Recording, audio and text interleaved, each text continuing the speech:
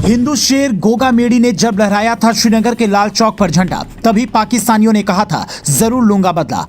अब शाह भेजेंगे एनआईए। 3 राज्यों में शुरू हुई तलाश। मूसेवाला की तरह ही गोगा मेडी को मिलेगा इंसाफ, पूरा प्रदेश होगा साथ। इस बार सीएम को मिलेगी पूरी छूट। बुलडोजर ले जाओ या पॉलिसी बदलो। पोस्टर पॉलिसी से राजस्थान में आएगी शांति।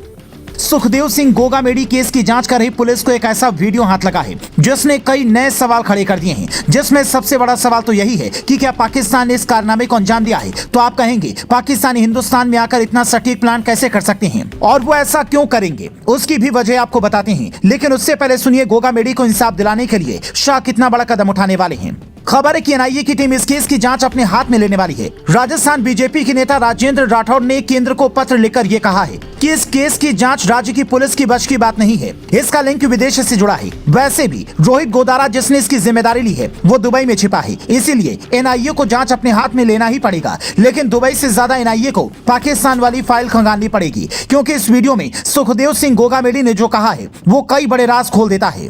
जब आप लोगों के पास इनपुट है, आईबी के पास है, सीबीसीआईडी के पास है, पुलिस के पास है कि इस सुखदेव सिंह गोगा मेडी को मारने के लिए दुश्मनों ने AK-47 से खरीदी है, तो फिर आप क्यों सुरक्षा नहीं दे रहे? राजस्थान में मैं ITI लगा रहा हूं, कितने लोगों को सुरक्षा दे रखी आपने जिनको जरूरत ही नहीं है।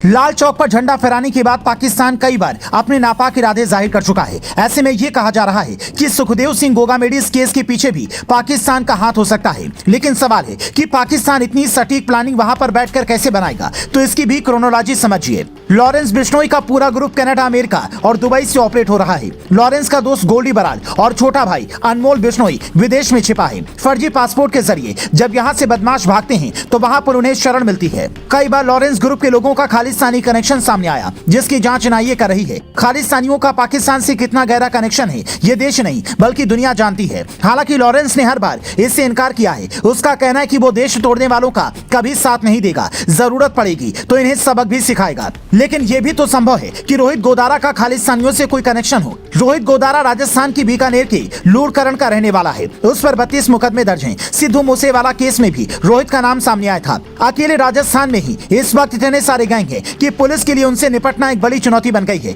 इसीलिए इस बार बीजेपी जिसे भी सीएम बनाएगी उसे इस बात की खुली छूट मिलने वाली है कि यूपी की तरह प्रदेश में शांति व्यवस्था स्थापित कर दें और इसके लिए बुलडोजर ले जाएं या फिर पॉलिसी बदलें, पर शांति आनी चाहिए। हो सकता है कि इस बार राजस्थान में यूपी की तरह पोस्टर पॉलिसी अपनाई जाए। आपको याद होगा कि कानपुर में जब बवाल मचा था तो आईपीएस अजय पाल शर्मा ने वहां पहुंचते ही सबके पोस्टर छपवा दिए थे और एक एक कर सबको गिरफ्तार किया। पोस्टर छपवाने से लेकर बुलडोजर ले जाने और पुलिस की सख्ती दिखाने का असर ये होता है कि छोटे मोटे बदमाश सुधर जाते हैं और बड़े बदमाश या तो प्रदेश से भाग जाते हैं या फिर खुद ही सरेंडर कर देते हैं। चूंकि राजस्थान की जनता शुरुआत से ही अशांति का दौर देखती आई है, इसीलिए ये उम्मीद करेगी कि प्रदेश में शांति आए और तेजी से विकास हो। पर असल सवाल फिलहाल यही है कि गोगा मेडी को क्या मूसेवाला की स्टाइल में इंसाफ मिलेगा। अमित शाह के आदेश पर सुरक्षा एजेंसियां विदेश में छिपे एक एक आरोपी को पकड़ कर लाएंगी, क्योंकि इस केस के बाद से देश के एक बड़े तबके में काफी आक्रोश है।